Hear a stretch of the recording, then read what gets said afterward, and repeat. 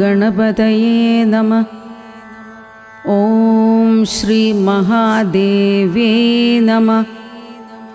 ഓം നമോ നാരായണായ. എല്ലാവർക്കും നമസ്കാരം. വൈശാഖ മാസത്തിലെ എല്ലാ ദിവസങ്ങളും വളരെ പ്രാധാന്യമുള്ളതും പുണ്യമേറിയതുമാണ്. അത് എല്ലാവർക്കും അറിയാവുന്നതാണല്ലോ. നമ്മൾ ഏപ്രിൽ 30 വ്യാഴാഴ്ചത്തെ പ്രാധാന്യം ഇന്നലെ പറഞ്ഞുവല്ലോ. ഇനി നാളത്തെ ദിവസത്തെ പ്രാധാന്യമാണ് പറയുന്നത്.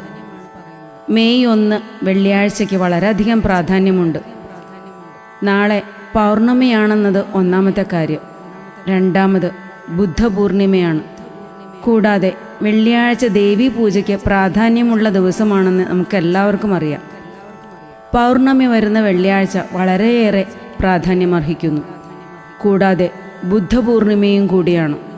നാളത്തെ ദിവസം അതിരാവിലെ കുളിച്ച് തുളസിക്ക് ദീപം വച്ച് പ്രദക്ഷിണം ചെയ്ത് നമ്മുടെ പൂജാമുറിയിൽ ഗണപതിയുടെയും ദേവിയുടെയും വിഷ്ണു ഭഗവാന്റെയും മുന്നിൽ നെയ്ദീപം തെളിയിക്കുക. ലക്ഷ്മി സമേതനായ ഭഗവാന്റെ ചിത്രമോ ബിംബമോ ഉണ്ടെങ്കിൽ വളരെ വിശേഷം. നാമങ്ങൾ ജപിക്കുക. ഓം ശ്രീ ലക്ഷ്മീ നാരായണായ നമ എന്ന നാമം 108 തവണ ജപിക്കുക. ഗണപതി ക്ഷേത്രം, ദേവീക്ഷേത്രം, കൃഷ്ണക്ഷേത്രം എന്നീ ക്ഷേത്രങ്ങളിൽ പോയി ദർശനം നടത്തി വഴിപാടുകൾ ചെയ്യുക. ഗണപതിക്ക് ഗണപതി ഹോമവും കറുകമാലയും, ദേവിക്ക് വെളുത്ത പുഷ്പങ്ങൾ കൊണ്ട് ഭാഗ്യസൂക്ത പുഷ്പാഞ്ജലിയും കടുംപായസവും, കൃഷ്ണക്ഷേത്രത്തിൽ വിഷ്ണു സഹസ്രനാമാർച്ചനയും നടത്തുക. കൂടാതെ സന്ധ്യയ്ക്ക് ലക്ഷ്മീ ദേവിയുടെ മുന്നിൽ നെയ്ദീപം വച്ച് കനകധാരാ സ്തോത്രവും മഹാലക്ഷ്മി അഷ്ടകവും ജപിക്കണം. ഉപ്പുദീപം തെളിയിക്കണം. ഇതെല്ലാം കുടുംബത്തിൽ വളരെയധികം ഐശ്വര്യവും ധനസമൃദ്ധിയും ഉണ്ടാക്കും. ദേവിക്ക് മുല്ലപ്പൂ മാല ചാർത്തി പൂജിക്കുക. മധുരമുള്ള പാല് ലക്ഷ്മി സമേതനായ ഭഗവാന് മുന്നിൽ നേദിക്കുക. ഇവയെല്ലാം നാളെ ചെയ്യുന്നത് ധനസമൃദ്ധി ഉണ്ടാക്കും. ദേവീ ക്ഷേത്രത്തിൽ പൗർണമി പൂജയ്ക്ക് കൊടുക്കേണ്ടത് അത്യാവശ്യമാണ്. ഇനി പറയുന്ന കാര്യം കൂടുതൽ ശ്രദ്ധയോടെ ചെയ്യുക. നിങ്ങൾ ഏറ്റവും അധികം നടക്കണമെന്ന് ആഗ്രഹിക്കുന്ന കാര്യം, നാളെ പൗർണമി രാത്രിയിൽ ശുദ്ധമായൊരു ചിത്രപ്പണിയൊന്നുമില്ലാത്ത പ്ലെയിൻ ഗ്ലാസ്സിൽ ശുദ്ധജലം നിറച്ച് പൂർണ്ണചന്ദ്രനെ നോക്കി ഓം നമഃശിവായ എന്ന് കഴിയുന്നത്ര തവണ ജപിക്കുക.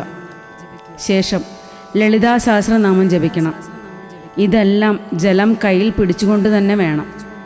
അതിനുശേഷം ആ ജലത്തിലേക്ക് നോക്കിക്കൊണ്ട് നമുക്ക് നടന്നു കിട്ടേണ്ട ആഗ്രഹം എന്താണോ അത് വ്യക്തമായിട്ട് വിശ്വാസത്തോടെ പറയുക.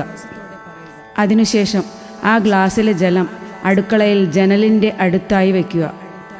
ഒന്നും വീഴാതെ ഇരിക്കാൻ നെറ്റ് പോലെയോ അരിപ്പ പോലെയോ ഉള്ള ഒരു പാത്രം കൊണ്ട് അടച്ചു വയ്ക്കുക.